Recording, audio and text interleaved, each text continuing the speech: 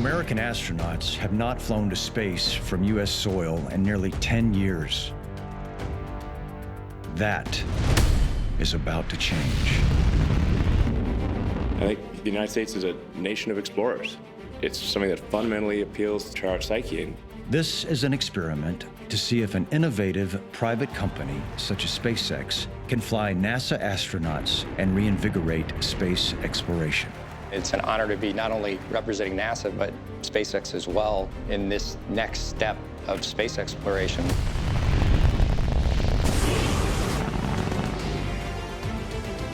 It's a scary thing to be launching people, and the risk is never zero. Sometimes things do blow up. Space is hard. How do you manage telling your son that you're facing that risk as you go forward? The second golden age 3, of space travel 2, begins 1. now.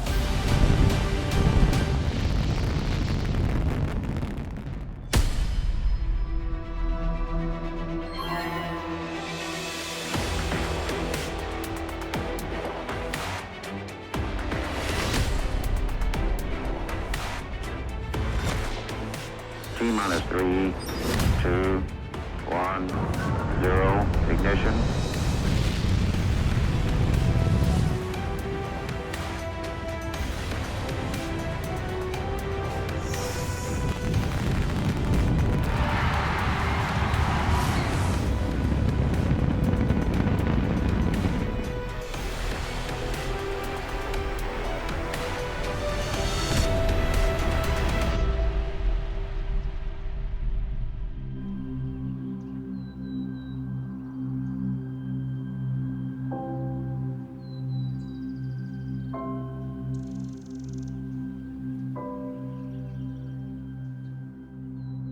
We were able to get to the moon in '69, and that was only 66 years from first flight, from Orville and Wilbur Wright's first flight. It was in 1903. It was the first controlled powered flight.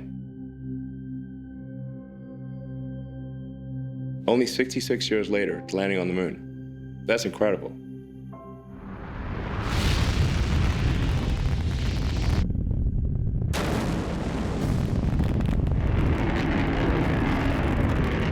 Even though it was only a few people that did it, vicariously, we all went to the moon. Like, humanity went to the moon. And it was the greatest accomplishment of human civilization.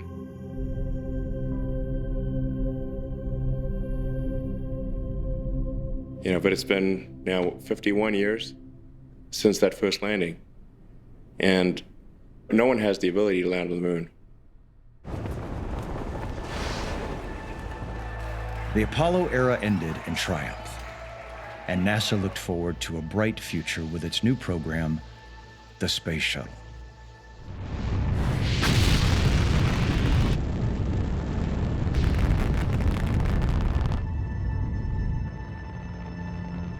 However, after 30 years, 133 successful missions, and 2 catastrophic disasters, Obviously a major malfunction. the Space Shuttle program ended in 2011. The Space Shuttle pulls into port for the last time. NASA's days of flying people to space seemed to be over. They relied on Russian Soyuz rockets to get astronauts to the space station.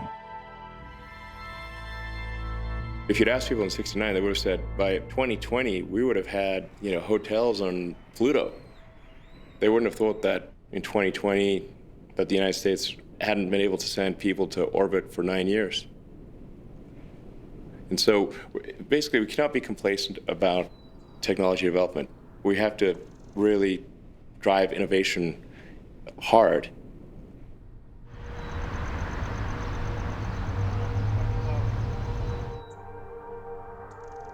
Eight years later, the head of NASA, Administrator Jim Bridenstine, has traveled from Washington, D.C.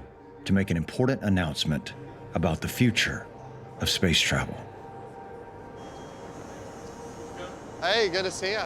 You doing all right? Yeah. Excellent. Good. He is joined by Elon Musk, the visionary and at times controversial founder and chief engineer of SpaceX. This announcement is the result of NASA's radical new partnership with the private sector called the Commercial Crew Program. Thank you for coming to SpaceX today in Hawthorne, California.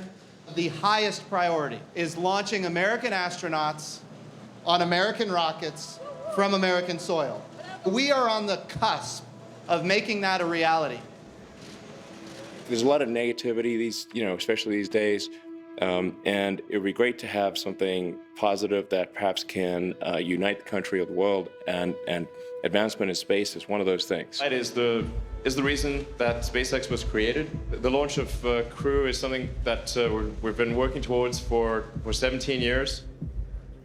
Journalist Christian Davenport, who covers defense and space for the Washington Post, has been on the front lines, reporting on the Commercial Crew Program since its inception in 2010. This is sort of, in some ways, an experiment to see if NASA can rely on these commercial partners to fly their astronauts safely. NASA astronauts Doug Hurley and Bob Behnken will be the first to launch on SpaceX's inaugural crewed flight, marking the first time in history that NASA astronauts will fly on privately owned spacecraft. This first flight with Crew is a test flight. Even the flight itself is a test flight, and it is done with test pilots, work for NASA, who will be evaluating the system itself. And Elon and I are in strong agreement that whatever it takes to make sure they are safe is what we are focused on like a laser. Before SpaceX can launch Crew, two major milestones must be completed without Crew. The first is the Demonstration 1 mission, or Demo 1, in which SpaceX must autonomously fly their Crew Dragon capsule to the International Space Station and back. The second test is called the Launch Escape Test, also known as the In-Flight Abort Test. If the rocket fails, the Dragon capsule's emergency abort system is triggered, ejecting the capsule safely away from the rocket. Then there is the third and final test, called the Demonstration 2 mission, or Demo 2, which will launch NASA astronauts Bob and Doug to the space station. When we think about the history of human spaceflight, it's always been government-owned, government-operated systems. So the Commercial Crew Program is our way of commercializing human spaceflight. Robert Cabana is a former astronaut and the director of the Kennedy Space Center in Cape Canaveral, Florida. The idea is to not have to own the vehicles. We buy a service. We buy a taxi ride to space to do what we need. We have two separate vehicles, one SpaceX, one Boeing. When you have multiple providers that are competing against each other, they don't keep coming back to the taxpayer asking for more money.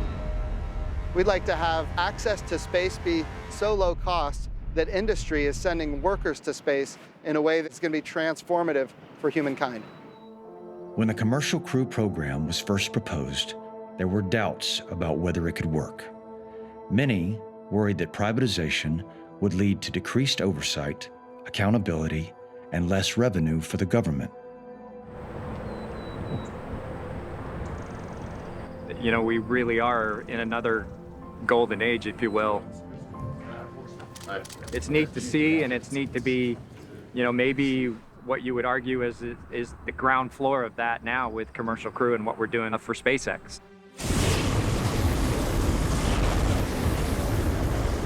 Here with the Commercial Crew Program, you've got two new capsules, the Boeing Starliner and the SpaceX Crew Dragon.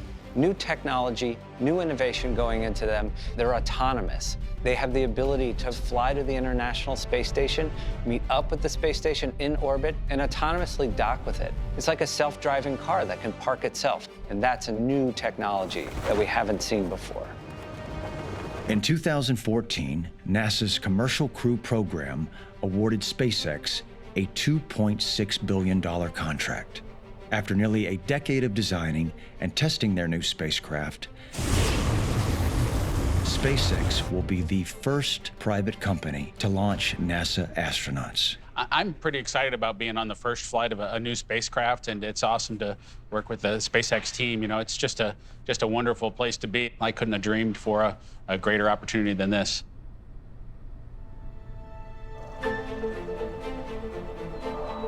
SpaceX is a hugely ambitious company founded by tech entrepreneur Elon Musk in 2002, ultimately with the goal of trying to colonize Mars.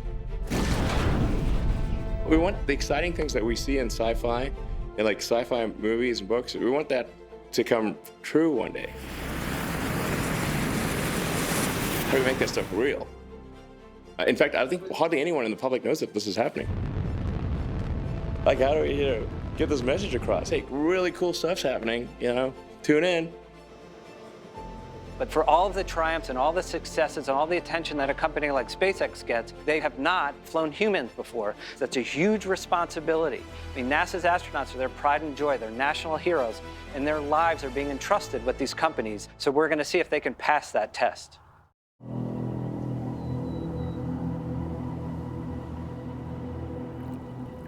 Today's launch marks the beginning of the Crew Dragon Demo 1 mission. This is one of SpaceX's most challenging milestones yet, a 5-day, uncrewed journey to the International Space Station and back. Before NASA allows Boeing and SpaceX to fly their astronauts, they require the companies to first do a test flight without crews on board the spacecraft. That's to make sure that these companies can get the capsules to the space station and back safely.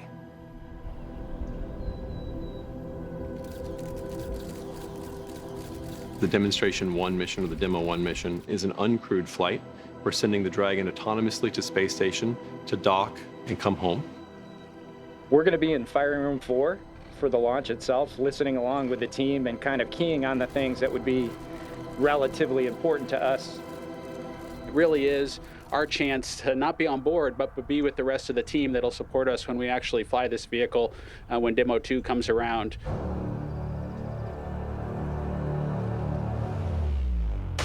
This is the first flight of SpaceX's new Crew Dragon capsule, which will one day carry astronauts. It sits atop the SpaceX Falcon 9 rocket. It's 16 feet tall, 13 feet in diameter, and can carry up to 7 people. This mission will test all the systems required to keep passengers alive in the vacuum of space. We've spent years designing and testing all of the vehicle systems. That day is really the day that the rubber meets the road. We fly the vehicle, we test the interfaces of the rocket, of the spacecraft, and make sure that it'll work the way we think it's going to work. I mean, the sheer number of tests that have occurred for Dragon and Falcon is staggering to think about. I mean, cumulatively, it must be tens of thousands of tests of one kind or another. Everything is riding on the success of this mission. And if it fails, it's back to the drawing board before SpaceX will be allowed to launch NASA astronauts to the International Space Station. One measure of success is how well NASA and SpaceX personnel work together across the country. The Dragon capsule is monitored by SpaceX Mission Control in Hawthorne, California. The International Space Station is supervised by NASA in Houston. And the launch of the Falcon rocket is conducted by SpaceX in Firing Room 4 at Kennedy Space Center in Florida. NASA Administrator Jim Bridenstine waits, along with countless spectators, in anticipation of this historic launch. What's fascinating is the level of public interest in an uncrewed test flight. I've not seen this since the space shuttles. It's an amazing day. Go for launch. At Kennedy Space Center in Cape Canaveral, Florida, SpaceX and NASA are seconds away from the historic first test flight of SpaceX's new Crew Dragon capsule. 5, 4, 3, 2, 1, 0. Ignition, liftoff.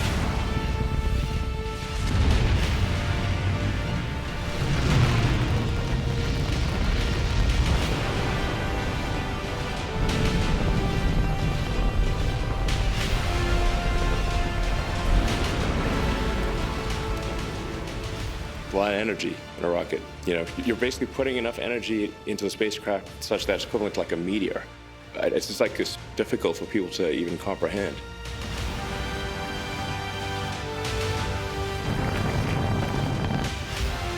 Stage 1 throttle bug in.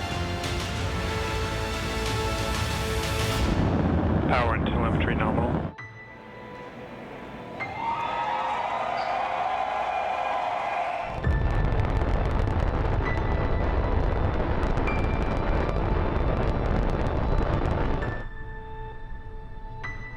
Being able to watch the Demo 1 mission head up to the International Space Station was pretty exciting for us. Part of it was that we were seeing a test flight that needed to happen before we were going to get our chance to go to space station.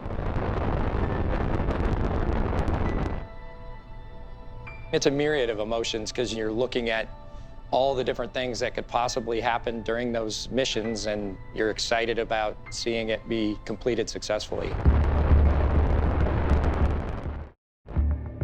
The Falcon 9 rocket is composed of two parts, the first stage and the second stage. A rocket sheds weight as it climbs higher. Once the Falcon 9 first stage uses up all of its fuel, it is no longer needed and separates, making the entire system lighter. Then, after the second stage uses up all of its fuel, it also separates, releasing the Dragon capsule into orbit.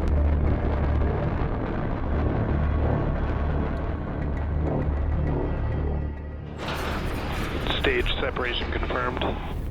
The Falcon 9 first stage is separating from the Falcon 9 second stage. Once the first stage of Falcon 9 has separated from the second stage, it's done its job. Its primary mission is to get the second stage on its way with Dragon to the space station. We do have a secondary objective for the first stage of the Falcon rocket, which is to come back from orbit and land. The norm has always been to let the first stage fall back to Earth and crash into the ocean.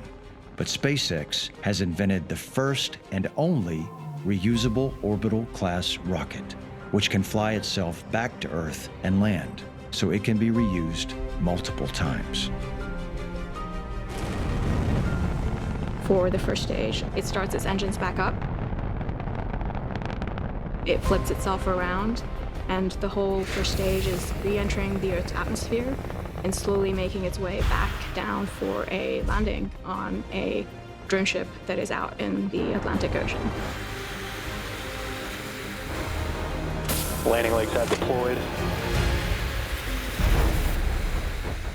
And Falcon 9 has landed.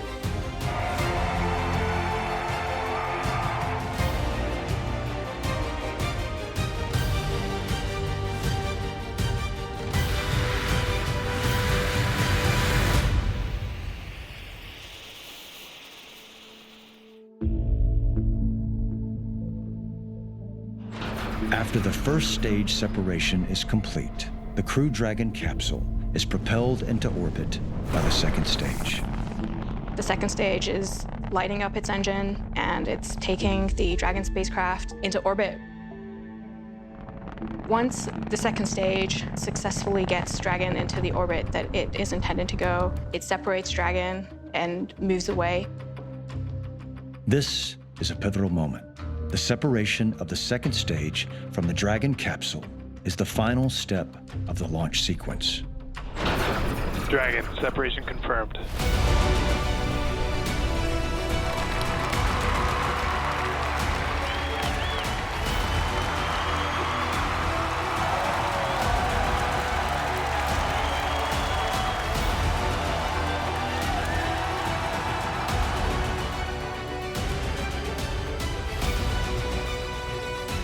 The Crew Dragon is now on track to dock to the International Space Station. It's amazing. This is a game changer. Now, I want to be clear, this is the beginning. This is the first quarter of a long football game that's five days long. I'm not going to be overexcited at this point. 5 more days. Even though Dragon is able to autonomously fly, there actually was somebody inside the capsule, and it's basically what you call an anthropomorphic test device. The passenger for this uncrewed launch is named Ripley.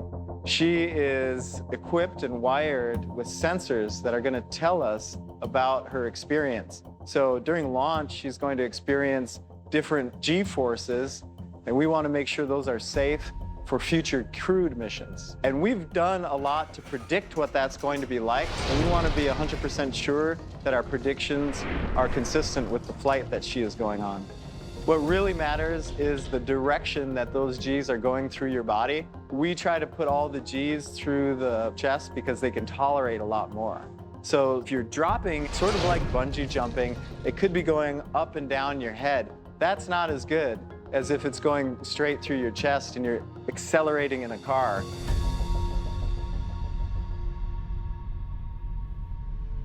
Rendezvous is the complex ballet where a spacecraft goes from where the launch vehicle leaves it in space to docking to the International Space Station.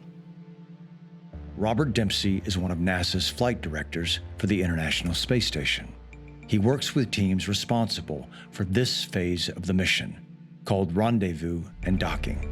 The launch vehicle places it in orbit. That's low Earth orbit. It's actually fairly below and behind the International Space Station. And it'll perform a number of burns or maneuvers where it'll catch up to the space station. And you can think of rendezvous as kind of like a case where a police officer, for example, is sitting by the side of the road and a speeding car comes zooming by it. And what he will do is the police officer will then go from 0 and immediately start to accelerate towards that car. And it's got to match that speed. And eventually, when it catches up to it, it's got to slow down. Now, if it goes too fast, it's going to go past the speeder. If it doesn't go fast enough, it'll eventually not be able to catch that speeder. So it's the same sort of process. This is a fairly critical operation because this is the first time this vehicle has ever flown, and we want to make sure it does not collide with the space station.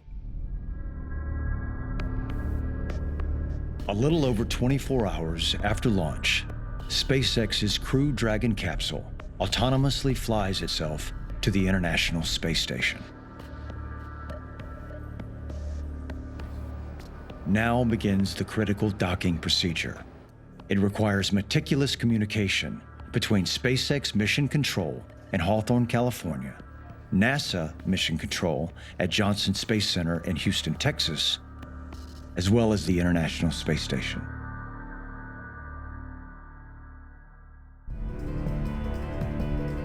This is the first time that a commercial vehicle will dock to the space station. It's also the first use of the International Docking Adapter, which is the port on space station where commercial vehicles are going to come up and dock. And so we'll see both sides get used for the first time. The station is ready for approach. And we copy. The Crew Dragon spacecraft uses an automated system that is able to sense the position of the space station relative to the capsule and is able to guide the capsule into dock with station. Ultimately, the vehicle is fundamentally flying itself, but we also have ground control who's monitoring it and sending up a certain amount of commands. There's also a certain amount of access that people on the space station, they can see what's happening on Dragon and are in contact with the ground control at the same time. Monitor Dragon approach. Orientation is expected. Vehicles in the corridor, performing review.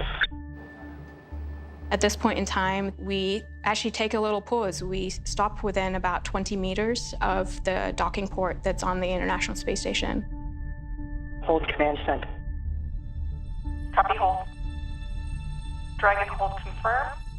And then the engineers at both NASA and SpaceX review the data from the spacecraft. They talk, they make sure that everything is going according to plan, and they're both happy. Please command the docking light to on. Copy, commanding docking light on.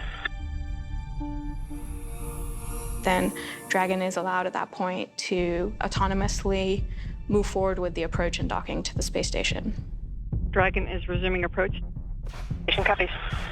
The Crew Dragon spacecraft uses its 16 Draco thrusters to maneuver into contact with the space station docking adapter. Range is decreasing. Vehicle is centered. Copy. The capsule inches in towards the station. Vehicle is in the corridor. Orientation as expected. Copy. The mood inside Mission Control for a first-time docking of a new vehicle is always a bit stressful. Now, we've spent years planning and training and preparing for it. But space has always had a way of showing us things can surprise us. Crew Dragon has a variety of safeties in place so that should anything go off nominal, the capsule will automatically retreat and keep the station safe. All video and overlays look nominal. All status fields are showing expected status. And we copy. You got to dock with the space station, and if something goes wrong, you're just in the void of space, and you're in a vacuum with nothing. We got the spacesuits, we got a lot of backup systems, but it's a dicey situation. Dragon is go for docking. This is the first ever attempt by the Crew Dragon to track the ISS and move in for what must be a perfect airtight lock.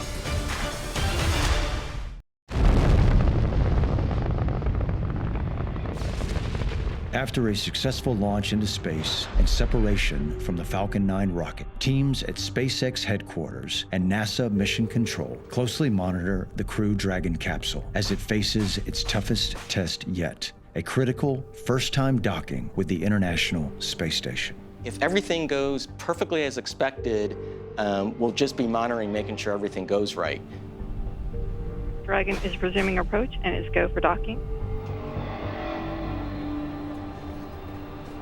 The station crew is ready for docking. This is the first time that a commercial vehicle has autonomously docked to the space station. Vehicle mode is approach to docking port. Primary range is decreasing. Vehicle is centered.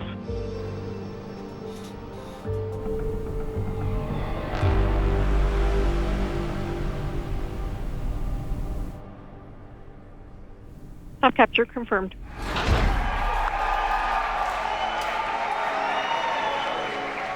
Mission confirmed. Watching the Demo 1 vehicle dock with the space station was amazing. It was kind of terrifying, and it should be. These are the first time you do something, you should be pretty worried about how it's going to go. And it was amazing. Proceeding to opening the hatch.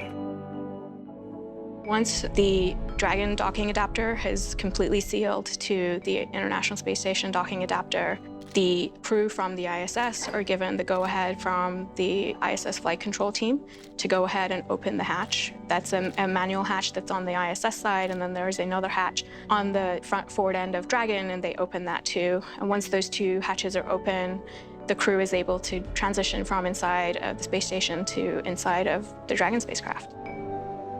On behalf of Ripley, Little Earth, myself, and our crew, welcome to the Crew Dragon. Welcome to the new era in spaceflight.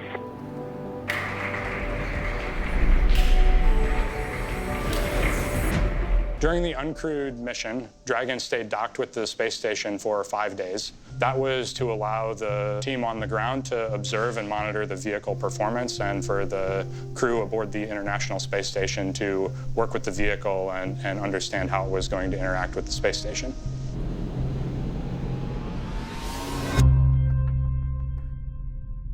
Now that testing of the Dragon is complete, it's time for it to undock and return to Earth.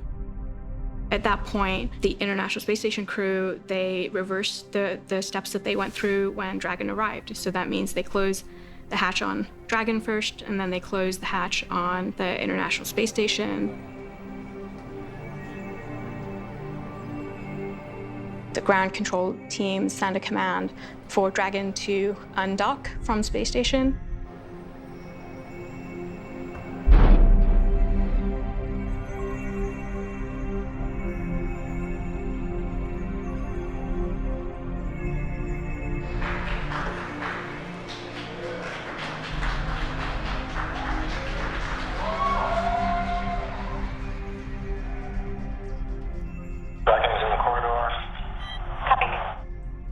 It takes about 6 hours for Dragon, once it leaves the space station, to come home and splash down in the Atlantic Ocean. The mission is not over until the astronauts land safely on the Earth. It's not until then that we can breathe a sigh of relief and call the mission a success. We came out to see the splashdown as well and understand what the recovery team was going to go through, and so that was pretty exciting. The recovery team is already waiting and ready to go get Dragon out of the water. The 16 Draco thrusters are responsible for orienting the vehicle in the correct direction. They fire to slow the vehicle down to the point that it will come out of orbit and begin to re-enter the atmosphere. Re-entry is one of the most dangerous points in the mission. There is no way to stop re-entry once it starts. All the SpaceX and NASA crews must wait and hope for the best.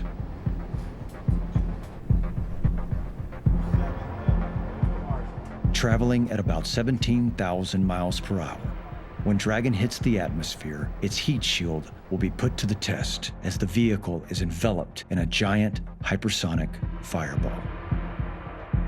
The atmosphere does the majority of the work to slow the vehicle down to a few hundred miles per hour.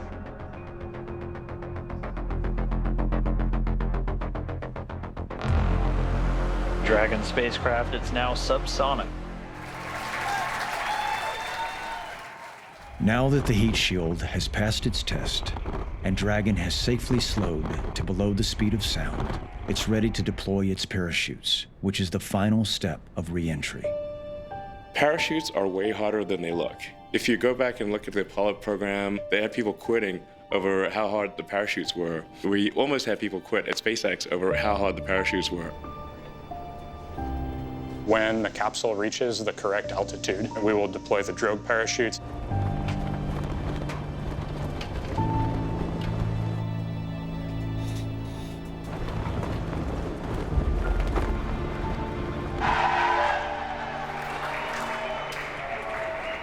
And then the main parachutes.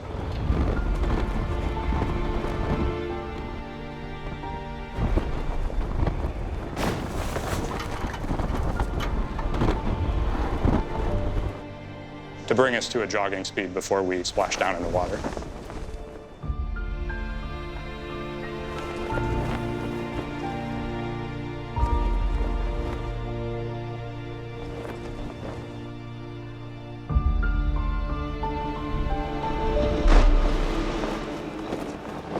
And there we have confirmation of splashdown.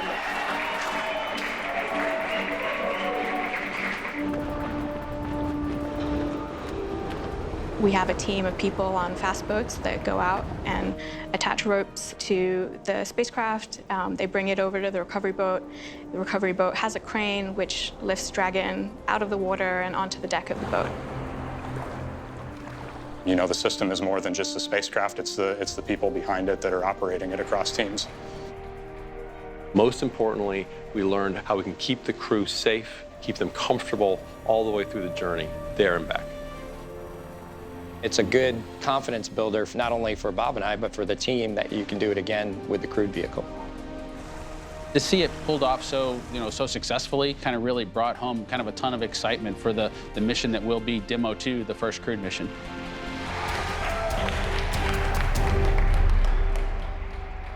SpaceX is focused on the future, reaching the next testing goal for launching crew. They don't have time to look back. The reason I started SpaceX back in 2002 was really just to help us get to Mars. You know, I thought there was like maybe a 10% chance of success that SpaceX would work at all. One path is we stay on Earth forever, and then there will be some eventual extinction event. The alternative is to become a spacefaring civilization and a multi-planet species, which I hope you would agree that is the right way to go. Yes? Well, I'll tell you, there's a lot that makes Elon Musk unique. He's passionate for what he believes in. He's committed to what he's trying to achieve. He's willing to put his money where his mouth is and then achieve really stunning things. Elon Musk was born in South Africa and emigrated to Canada and then to the United States. He was one of the co-founders of PayPal, and that's how he made his millions. And after he made his money, he started thinking about what he wanted to do next and what he could do to help humanity. And space travel was, one of the ideas he had. There's so many things that make people sad or depressed about the future, but I think becoming a spacefaring civilization is one of those things that makes you excited about the future. You know, his vision at the time was just, we need to get the American public inspired to increase NASA's budget. That was his goal. And I'm like, hey, you and I have the same goal on that one. This is under construction, but this is where our mission control and launch control will be. There's Gwen at her cue. I joined SpaceX in September of 2002, and it was me and 10 other people.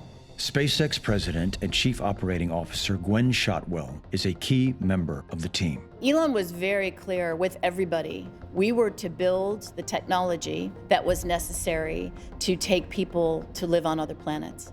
This is our engineering test article of our Dragon spacecraft. This area is used for the engine components. There's a saying, the easiest way to become a millionaire in space is to start out as a billionaire. He brought money, right? He brought the first $70 to $100 million to this company. And that was key because that allowed us some runway to demonstrate that this little group of folks could grow into a company and build the capabilities that no one thought we could. He created, ultimately, Falcon 1 and did 3 failed launches, stuck with it, went up to the edge. Elon knew that he had to push the boundaries and create a superior rocket in order for SpaceX to thrive. But the company only had enough money to build and test 4 rockets. The first 3 Falcon rocket launches ended in disaster. The future of SpaceX looked bleak. All right, welcome to SpaceX. Here we are in the lobby. I mean, the very early days, you know, I'd have meetings with NASA and they'd be like, oh, yeah, whatever, it's internet guy, you know, PayPal, whatever. You know, it's just some rich guy is gonna like lose all his money and the rocket's not gonna work. Which is totally, you know, fair. I mean, like, we hadn't proven anything, I hadn't proven anything.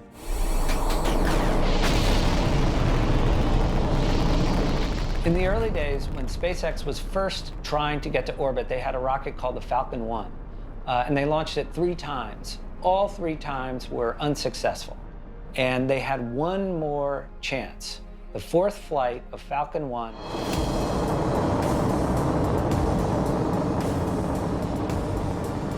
If it didn't work, then SpaceX would have gone bankrupt and we would not be around. Stage separation confirmed. Fortunately, Flight 4 did work. The Falcon 1 rocket was a success. In 2008, SpaceX landed their first NASA contract. SpaceX was now officially in the space game. NASA awarded contracts to SpaceX and then Orbital Sciences to fly cargo and supplies to the International Space Station. NASA brought capital to the company at a time when it was absolutely critical for us. Behind me is where Falcon 9 would sit during launch. And the big transformation that's going to occur over the next few months is the construction of the launch mount. With NASA, we kind of initially got onto like the Maverick section, or like the highly unlikely to succeed, but we'll take a chance on them. But we were definitely not the considered the A-team, let me put it that way. Under contracts with NASA, SpaceX has flown multiple cargo resupply missions to the International Space Station. But flying cargo was never the end game for SpaceX. Their goal has always been to fly people. It was the company's success with these prior programs that gave NASA the confidence to hire SpaceX to fly their astronauts for the Commercial Crew program. We've had a long and very productive working relationship with NASA over time, gradually building up from these guys have no chance to, you know, over the course of now 18 years, to the point where NASA has enough confidence that they're going to launch astronauts on the SpaceX vehicle. So that's it's a great honor.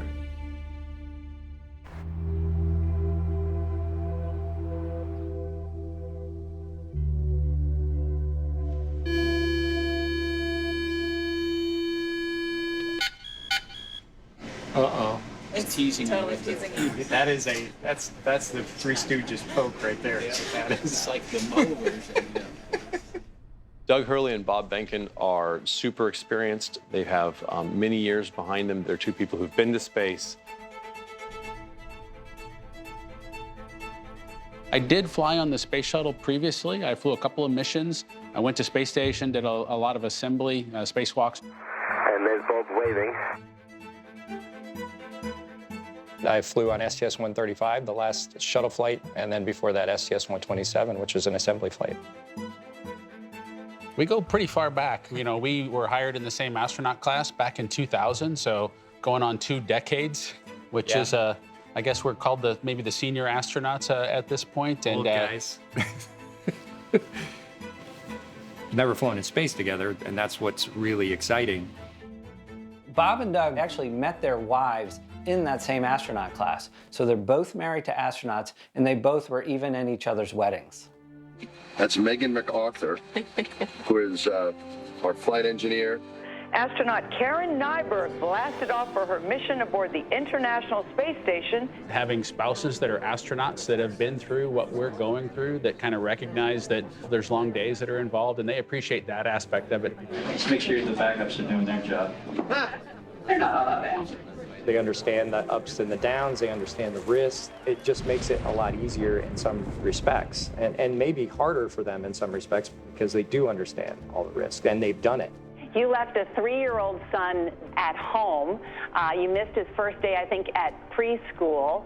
Of course it's hard, but we do have great communication. My husband sends up pictures and videos. We both have families that are pretty similar. We both have young boys that are in elementary school. They're both going to get a chance to really kind of see us flying in space for the first time. I'm really excited to be able to share this with my son. He understands that rockets are dangerous, and he first said, "You can't fly on that rocket." And we had to get him over kind of the emotion that goes along with riding on a rocket ship and getting him comfortable with that.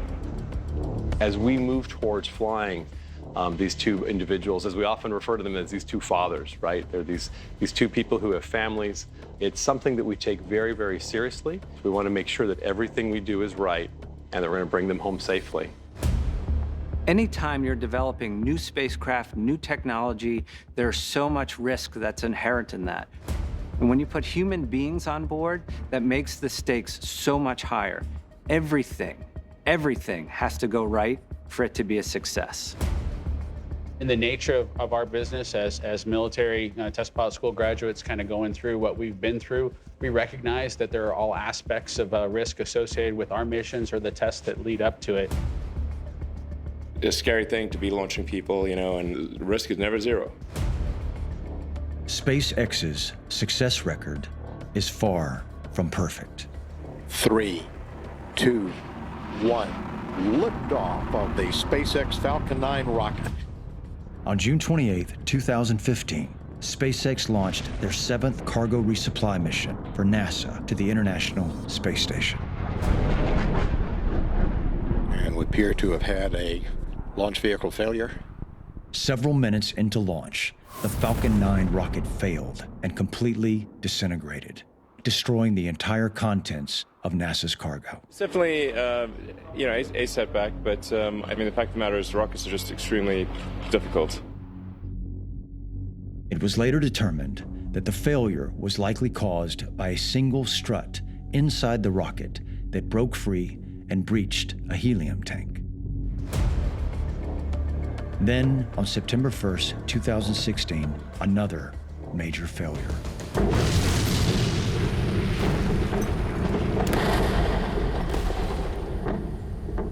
The SpaceX Falcon 9 rocket that was supposed to launch a communication satellite blew up during a test fire.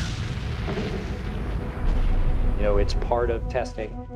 These things do happen, and the thing you want to obviously avoid is when people are around that vehicle, you don't want those things to happen. So that's why you test, and SpaceX really wants to test things to their full capability, and sometimes things do blow up. Neither of these missions were intended to carry humans. This is why the next failure SpaceX encountered would be their most difficult. We experienced an anomaly on the test stand where our Crew Dragon vehicle from the uncrewed test flight exploded. During a test fire of the engines, the very same Dragon capsule that was used in the Demo 1 mission was completely destroyed. I mean, they lost the entire Dragon capsule, which was a huge setback for them. And it raised some real concerns. When the Dragon capsule was lost, we go through that range of emotions. First, you're going to have to deal with questions from your family, and folks are like, hey, is that the vehicle you're going to ride on? How do you manage, telling your son that you're facing that risk as you go forward? That's a thing we have to do. This was a moment where inside NASA, I think people were wondering, was this whole experiment going to work?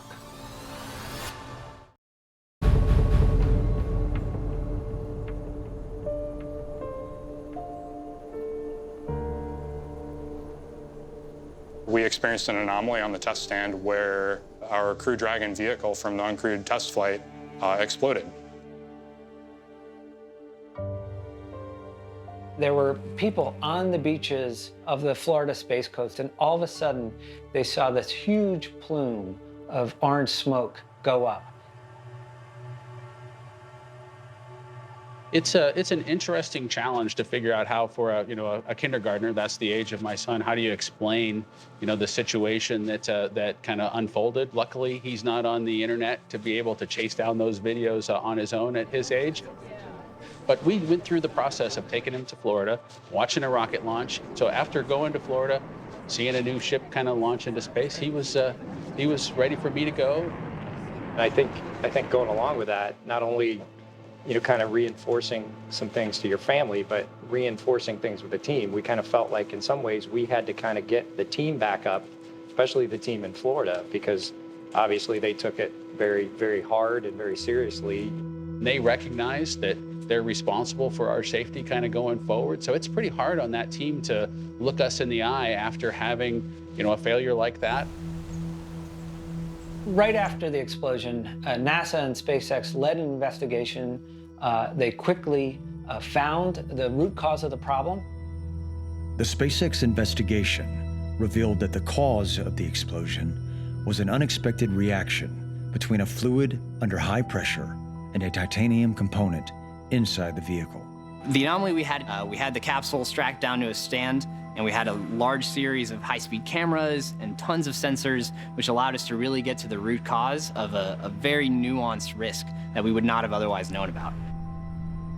From an engineering perspective, this was actually a success. We identified a new failure, and we're actually making our vehicle safer. We're making the whole industry safer with this new understanding. I'm very proud of the SpaceX team, and in fact, it just came from a Dragon engineering review. We went through a detailed list of all the risks, and I think that the Dragon engineering team has done a great job working closely with NASA, and also we're just going through and double-checking everything to make sure that things are as reliable and as safe as possible. How does a test pilot kind of prepare for a first flight in a spaceship?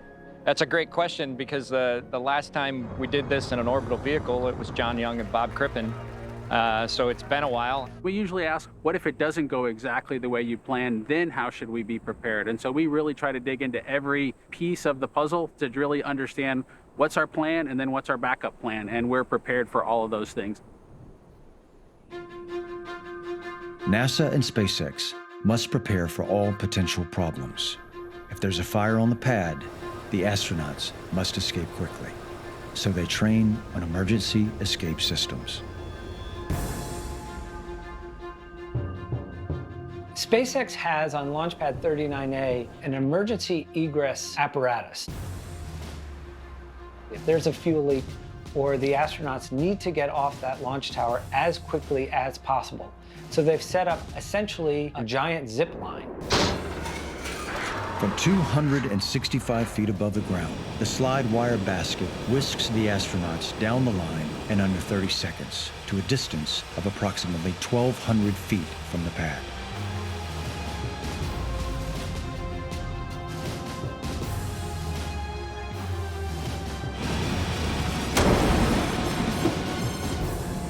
There are armored vehicles waiting for them that they can get into and then be escorted away to safety. the launch pad isn't the only place where astronauts face potential danger. If there are rough seas or storms, the capsule's splashdown in the ocean will present a challenging rescue. The water egress test is where we practice getting crew members out of the capsule when it's floating in the water in an emergency situation.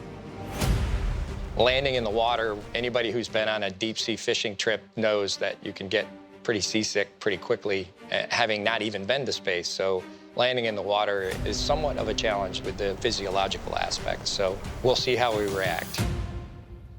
When the astronauts come back from space, they'll land in water. We will pull them onto our recovery ship, and the first thing we do is I'll enter the capsule and I will make sure that they're healthy, decide how they need to be brought out of there. We want to make sure that we move them really slowly to keep them from being sick, and we'll do a lot of things to keep them comfortable when they return. This is what we do as astronauts. This is what we do as test pilots, you know, and the opportunity to be able to go fly this vehicle for the first time with crew is just something you could never pass up. When we go to test pilot school, this is the kind of thing that you wouldn't even imagine you to get a chance to do. It's almost a once-in-a-generational opportunity.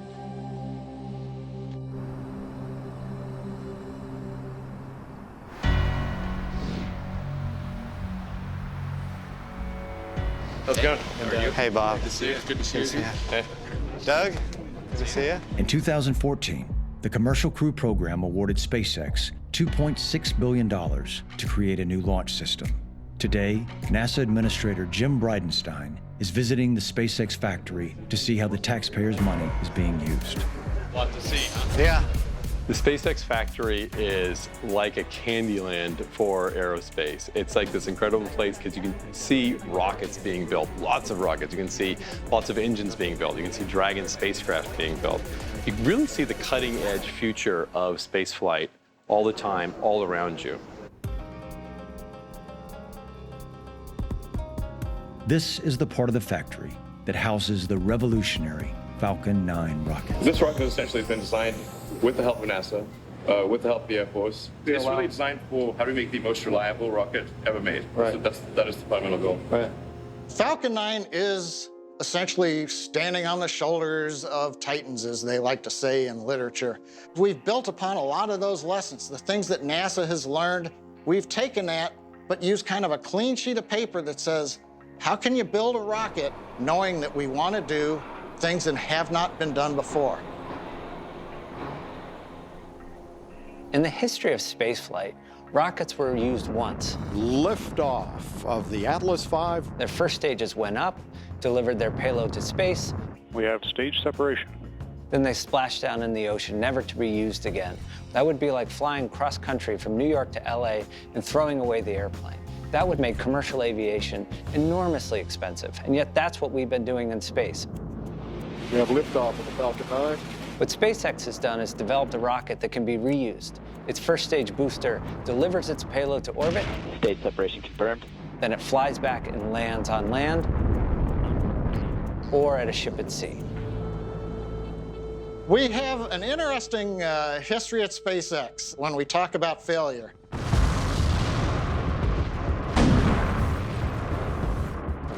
SpaceX knows that failure is an unavoidable stop on the path to success.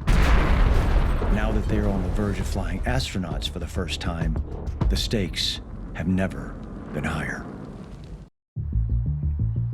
Also, the boost stage of Falcon 9, because it's designed to be returned, this stage is insanely robust. It's really gone through its paces. Yeah. The Falcon 9 is a huge step forward in spaceflight and achieving the goals of SpaceX and ultimately making life multiplanetary and lowering the cost of space. The biggest achievement is the ability to return the Falcon home, to land it. And so it is hard. It's definitely hard to do. You need to be able to accept failure during the design, the innovation process here at SpaceX. And a lot of times in the rocket business, failing means you're making craters. There's a smoking hole in the earth somewhere where a great idea came up a little bit short and it crashed into the earth. During the test phase, we would get close to the ship, but we may be going sideways. We ran out of propellant.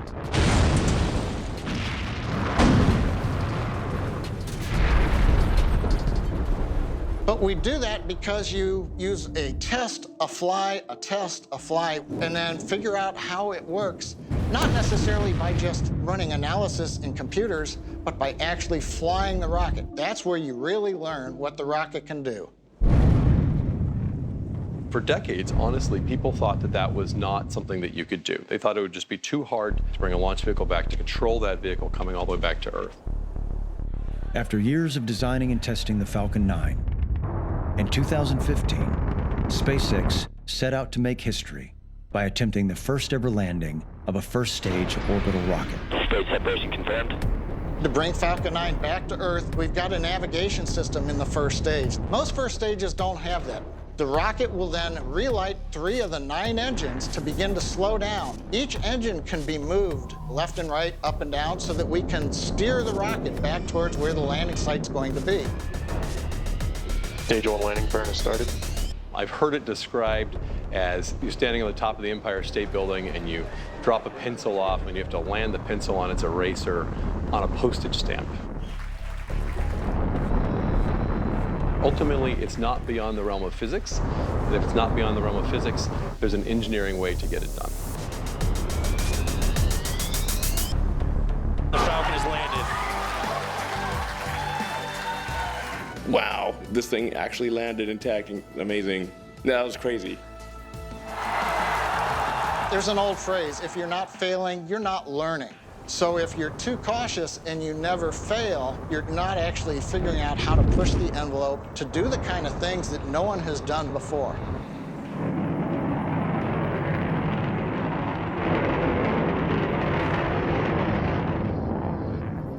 You know, there were a lot of people that didn't think the rocket landings were real. They claimed that we were just like running the video in reverse.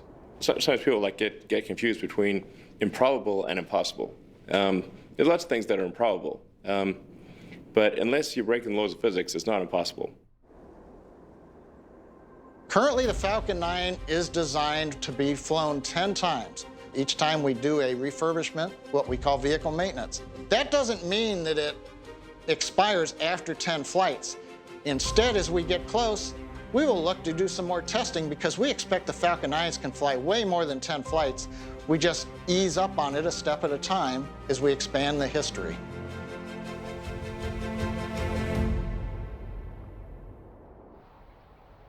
This is Launch Complex 39A at Cape Canaveral on Kennedy Space Center.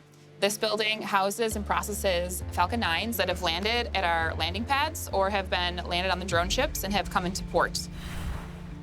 To refurbish a rocket, they roll into the hangar, we load them into their processing rings, and it's a matter of weeks to process them and get ready for launch. Reusability is incredibly important to space exploration. 1, it helps with cost savings, and 2, it helps with time. If every time you had to build a new vehicle, we would be waiting and waiting and waiting for a new rocket to be produced. But when we're able to fly rockets, land them, and reuse them, that means we can access space on a weekly basis versus like a monthly or yearly basis. The end goal is obviously to have 0 refurbishment, to be able to land and then relaunch like airplanes, to ensure that we're able to access space on a daily basis. That's something that SpaceX is very proud of and what we're trying to do as a stepping stone to help us to get to Mars. Normally the stages, they basically just crash in the ocean. Yeah. You can't recover the hardware, so you can't see where there was a close call. Right. When we get the vehicle back, we examine the vehicle and physically see, was there anything that potentially had a burn through or where we were close on margins. Right. And then we can adjust that in the design. Well, what we're seeing, when you use the same rocket the 2nd, 3rd, 4th, 5th time, insurance rates actually go down, not up. That's how you can tell. Like, yeah. The insurance company's pretty sharp. Right. And, like, they don't like losing money. Right. After you get through that first flight, just like a commercial airplane, you like an airplane that you know has been flown several times rather than being the first customer on board the airplane. The commercial insurance rate is the best indicator of the reliability of a rocket. Right. And we have the best insurance rates in the world. Oh, is that right? Yeah. I didn't know that. The Holy Grail is really a fully reusable orbital system, by far the most important thing. It's like the difference between having aircraft that are reusable or not, or cars. The profundity of this is not well understood by very many people. This is a fully flight-like, fully functional suit. The first time I was in one of these was probably almost 4 years ago, testing out the suits and seeing what works and what doesn't. The suit's been in development for over 5 years. We've had the chance to work with Bob and Doug in the development of the suit. It's been a huge undertaking to build their suits, a huge undertaking. Yeah. I can't understate that. Right. Absolutely. Building a spacesuit is not easy. The astronauts as a group have been part of our design process, part of our test and training process from the very beginning. So the idea is, as long as the spacecraft is pressurized, this would be not inflated, correct? It would be depressurized. If there's a loss of pressurization, this inflates. Yeah. It does look funny deflated, though. Maybe we should look up it up. All the spacesuits that we wear as astronauts have a very specific design that they're trying to accomplish. And so the Dragon spacesuit is really to protect you from a depressurization or to make sure that if something was wrong with the environment, a fire with smoke, and you needed air to breathe. And so that spacesuit is not to do spacewalks. That spacesuit is not to do a lot of other things. It's to protect you in the event that something's wrong with the rest of the capsule's atmosphere. That spacesuit is your little capsule that you can go inside and kind of hibernate in to finish out the mission. It's a chance to survive and get to the ground. In the unlikely event that the vehicle develops a leak, like that in-flight warning, you could fly an airplane. In the unlikely event that the Dragon develops a leak, we actually do have oxygen and nitrogen on board, and we can replenish the leak. I mean, basically, if the leak's really big, right, you yeah. just got hit by a meteor. Right. It's like, yeah, you got any kind of not crazy leak, like anything besides a gaping hole. Yeah. Once you're fully pressurized, you're not going to be able to do much. Just because it's so rigid? Yeah, it's rigid, and you're the Stay Puft Marshmallow Man. Right. You can move when the suit is pressurized. It just requires you have to exert. You get tired. You're tired. Yeah. Pressure suits are a bit cumbersome. Even these pressure suits, albeit, are a lot more comfortable and a lot lighter, a lot easier to get in and out of than the ACES suits we wore on shuttle. They're still a suit that you have to contend with. So this is the single-piece suit, so everything's attached: gloves, helmets, boots. That's just to try to keep it as simple as possible. Yeah. Some of the new advancements, I think the first thing a lot of people notice is the helmet. The helmet is 3D printed, and that gives us a lot of flexibility in terms of the features that we can model in the helmet and things that we can include inside of it. There's been developments on the materials that we use on the suit. The outer materials are for flame resistance, so primarily PTFE or Teflon fabric, and then the grays are Nomex material. In terms of designing the spacesuit, some of the concerns that come from the medical side are, what are the levels of CO2 that builds up in that suit? How do we provide oxygen and cooling to that suit? This here is routing all the time to keep the crew cool, so you can see there's actually like a tube network running. These tubes to the feet, there's similar tubes to the wrists, and then 2 to the neck as well, so that we get a lot of cooling for them. We look at, from the medical side, how do we keep this human being comfortable and healthy? And Chris and his engineering team looks at how to build something that's unique and capable of doing that in a brilliant way like he's done. Awesome. Well, thank you, guys. Team SpaceX still has one more critical test to pass before they will be allowed to fly NASA astronauts. What happens if a rocket explodes in flight? There is a plan to save the crew. 3, SpaceX 2, now must prove 1, that it works. launch.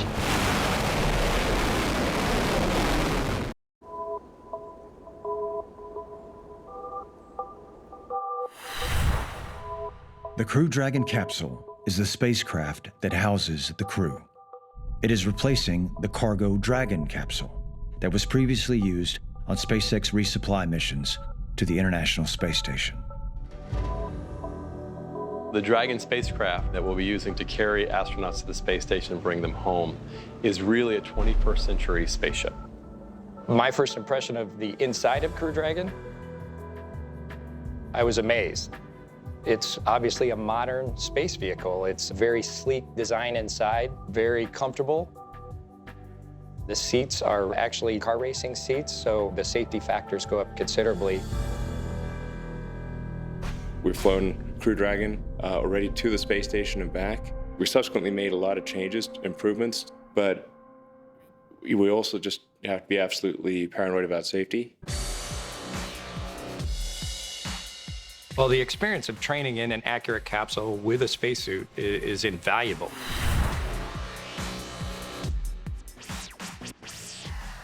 Bob and Doug wore their spacesuits in the simulation because we want training to be as flight-like as possible for them. SpaceX Dragon, we are ready to pressurize.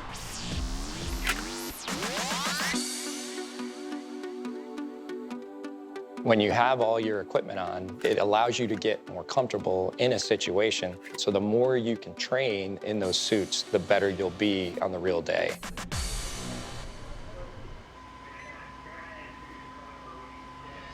It's exciting to see, modern components in a spacecraft. You get very used to the shuttle, the 2,000 switches, circuit breakers, the seats. It's not the most comfortable vehicle to fly in. For those of us who've been living with switches from the 60s for all these years, to see a modern interface is something that's pretty exciting. SpaceX Dragon, we've got 2 good LEDs. Copy all, Dragon.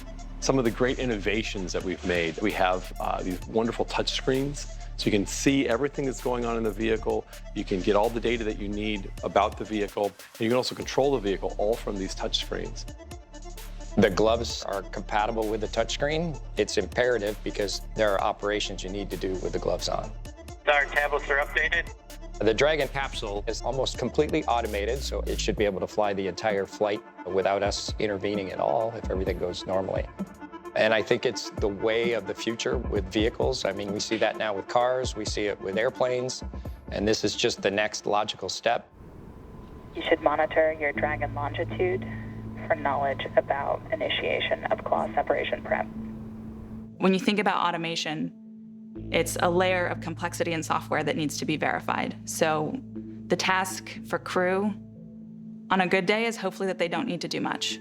On a bad day, they need to understand exactly when and how they need to respond to the vehicle's behavior and what it's doing. Dragon SpaceX, come check. SpaceX Dragon, we've got you loud and clear. Every single phase of the mission will be simulated. So we have launch sims, we have approach to station, entry, descent, and landing. And every single phase has failures that are unique to that phase and require different responses. Dragon, we are going to step into the scenario. Ultimately, even though it's able to autonomously fly, we want to make sure that the crew understands what's happening and that they can take control at any point in time to ensure that their own safety as well. We can manually intervene if we think things are not going the way they should be with the automation. Dragon SpaceX for a flight computer. Yeah, looks like we lost it. Today, the astronauts are training for a scenario in which the flight computers fail. Since the Dragon crew capsule is totally automated, it relies on the computers for almost everything. With the computers down, this could be a dangerous situation for the astronauts. We see one of your flight computer processes are not controlling the vehicle. So what we'll do in training is we break Dragon. Dragon SpaceX, please proceed to reboot flight computers. So if the flight computer goes down, we teach them how to reboot it. Okay, we've initiated the flight computer reboot. And we see the same on the ground, we're following them. Thanks. During simulations, you'll see a lot of anomalies, malfunctions. Sarah and some of our other simulation supervisors, they relish those opportunities. The deorbit burn has been interrupted. We are investigating the root cause on the ground. Dragon copies. It's really good not only for Bob and I as the crew, but it's also for the team on the ground. It really throws the team different curveballs. Flight computer has transitioned to deorbit burn. We show all our displays back up. And that's great news. Splashdown. Victory. NASA has required that SpaceX's design of the Crew Dragon capsule has a significantly higher level of safety than its predecessor, the Space Shuttle. Every aspect of Dragon has been tested at the subsystem level, as an entire vehicle. There's so many tests, it would blow your mind. Even with all the safety features that SpaceX has built into their systems, NASA is also requiring the inclusion of a revolutionary new safety feature called the Launch Escape System. If there was an emergency on the pad, the capsule is able to separate from the Falcon rocket, and that's done to protect the crew. Our launch escape system is essentially an ejection seat for the entire spacecraft. If the computers sense a problem with the rocket, the spacecraft will automatically separate itself and fly through the air with its Super Draco engines so that it can safely splash down in the ocean with its parachutes and save the crew from an in-flight anomaly. The Crew Dragon spacecraft has two types of engines on board. The first are 16 Draco thrusters. Those are small engines that make about 100 pounds of thrust. And those engines are what we're going to use to maneuver and dock to the International Space Station. And then there are the 8 Super Draco engines for a launch escape scenario in an emergency situation, which make thousands of pounds of thrust.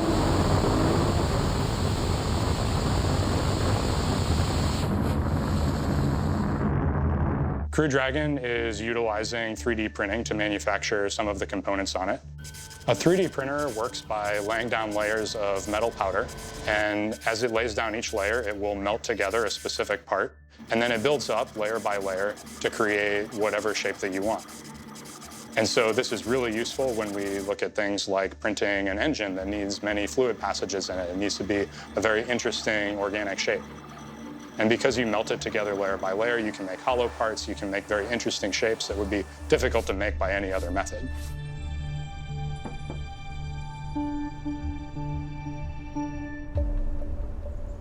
In 2015, SpaceX performed a preliminary pad abort test of their launch escape system. Our pad abort test was performed to ensure that our spacecraft design could escape the launch pad safely to the water in the event of an emergency. 3, 2, 1, launch.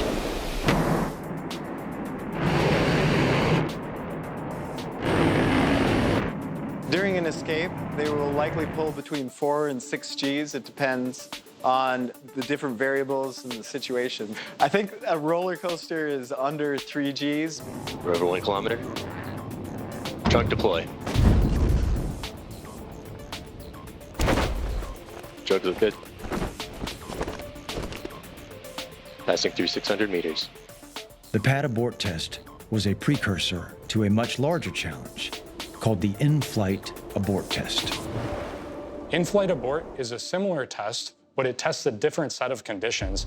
Instead of demonstrating separation from a rocket on the launch pad, the in-flight abort test will demonstrate separation from a rocket that is actively flying through the atmosphere. If there's a problem with the rocket, the in-flight abort test will show how the capsule can eject itself from the rocket and safely bring the crew down to the water.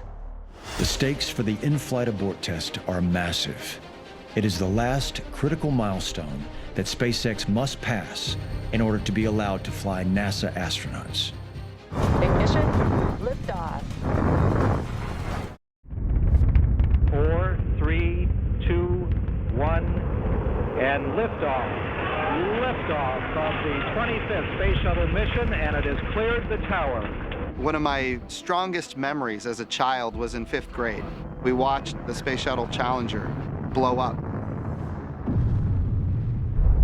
The loss of the entire crew was a result of the fact that there was no launch abort system. It shuts down the program for a period of years.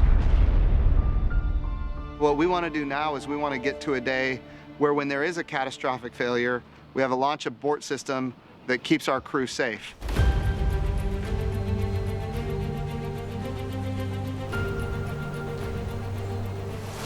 Good afternoon, and thank you for joining us. We're here today to talk more about the SpaceX in-flight abort test. It's a demonstration mission for SpaceX to show that we're able to eject our capsule off of Falcon 9 safely and reliably. This test is very important to us. It's really the culmination of years close partnership with NASA, and it's one of the key steps before we go to our Demonstration 2 mission, which will carry Bob and Doug up to the space station. SpaceX must pass this critical in-flight abort test before NASA will allow them to fly their astronauts. Soon, human lives will be at stake, so every precaution must be taken. The plan will be that Dragon is on top of the rocket. The rocket will take off. At about 84 seconds into launch, we'll trigger the launch escape system. then Dragon will carry the capsule safely away from the Falcon. Dragon will hit about Mach 2.3 as it's getting away. It will then hit an apogee of about 40 kilometers high. It'll jettison the trunk.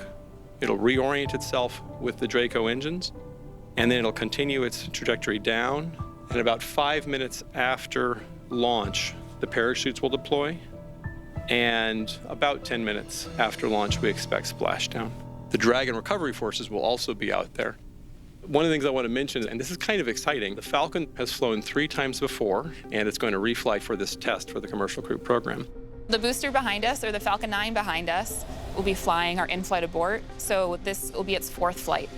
To my knowledge, the in-flight abort test is the first ever full-scale launch escape system safety test. In the past, other crewed programs, they've done subscale testing. This is the first time I think someone has ever taken a rocket and intentionally thrown it away with the sole focus on ensuring that the system they're designing to ensure the crew is safe will actually function as expected.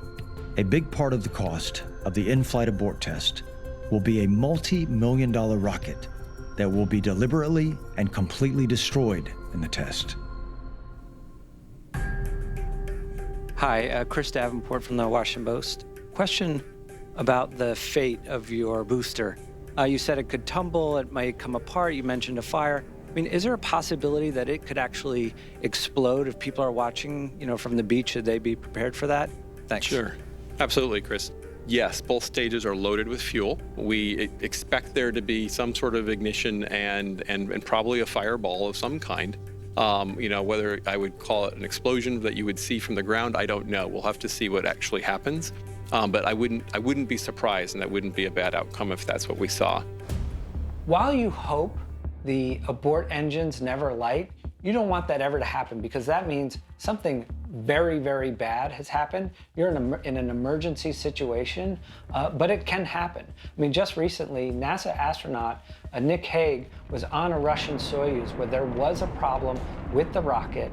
The Soyuz spacecraft's emergency abort systems lit, and it ferried them to safety. Now, it was a wild ride, and they pulled something like 7 Gs, or 7 times the force of gravity on their body. It was not a comfortable experience, but they were alive and they landed safely, and that abort system saved their lives.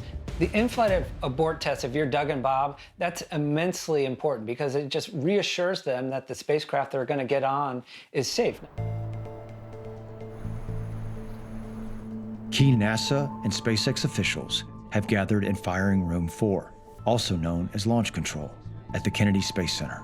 They will oversee today's critical in-flight abort test. If this test fails, the Crew Dragon program will suffer a major design setback.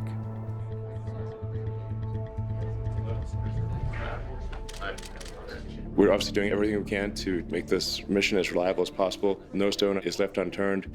We're turning every stone over 3 times or 4 times just to get that probability of success as close to 100% as possible. This test is about the entire team, the NASA team and the SpaceX team coming together and pulling off a pretty complex exercise, right? We're going to launch a capsule, we're going to put it in the ocean. Department of Defense is going to have coordination required between NASA and SpaceX, and that entire team is going to show that they can bring a capsule home safely, bring the crew, if they were on board, home safely. And so that's really what we're expecting to see out of this test. Weather's looking okay, and the range is green for launch. Dragon is in countdown. FTS is armed. Go for launch. 10, 9, 8. If the test isn't successful for some reason, of course, you have a whole group of folks both on the SpaceX and NASA side that will have to take a look at things and figure out why it wasn't successful. And this is obviously something close to the last step. This is all part of building up to flying crew on Dragon. 7, 6. When you watch a launch abort test, you're wondering, has everything been done to get this vehicle ready for an end-to-end test in one of the most stressful and dynamic scenarios you can imagine for spaceflight? 5, 4, 3, 2, 1.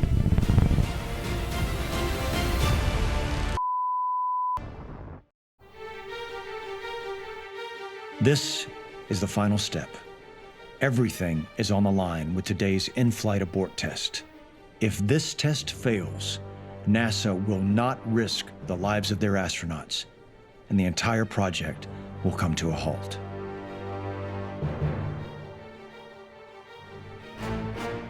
Ten, 9, 8, 7, 6, 5, 4, 3, 2, 1, 0. Ignition, liftoff. Simplify in high. Go Falcon, go Dragon. This potentially life-saving capsule ejection has been years in the making, and it will be over in just minutes. Rockets it's basically a controlled explosion that's pushing a mass into orbit at faster and faster speeds. And it's the most dangerous part of getting anything to orbit. And so to simulate a failure of the thing that is most likely to fail, the rocket, and demonstrate that the capsule with the precious cargo that's sitting in that capsule can survive that, so key. SpaceX has launched a Falcon 9 rocket and Crew Dragon capsule.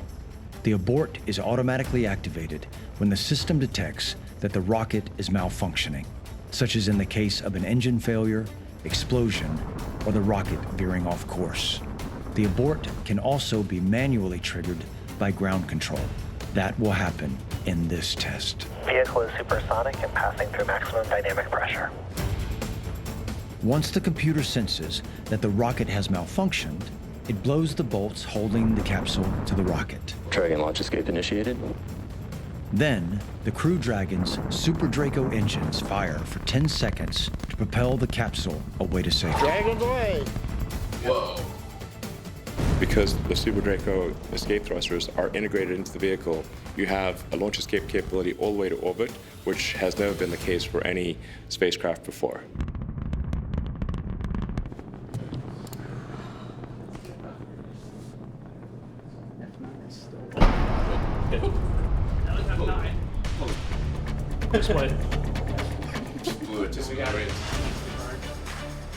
Approximately 10 seconds after the abort was triggered by ground control, the Crew Dragon capsule jettisoned away. The force of the ejection made the rocket unstable, and it exploded. But the Dragon capsule was already safely a mile away from the rocket. With the Dragon jettisoned safely away, the trunk, which carries unpressurized cargo, is ejected and will crash into the ocean. Now, the capsule will begin to reorient itself for splashdown. However, the mission is not over. With the capsule hitting a top speed of Mach 2, this last phase is key for the astronauts' safety. Oh, drones! Our parachutes are triggered and deployed when the capsule reaches the correct altitude. And so at a high altitude, it will deploy the drogue parachutes. And when it reaches a lower altitude, the main parachutes will deploy.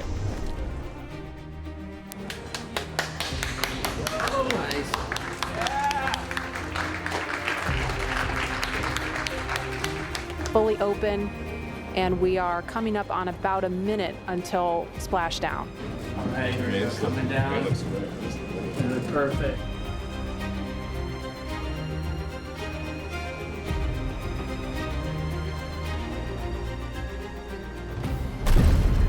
Splashdown.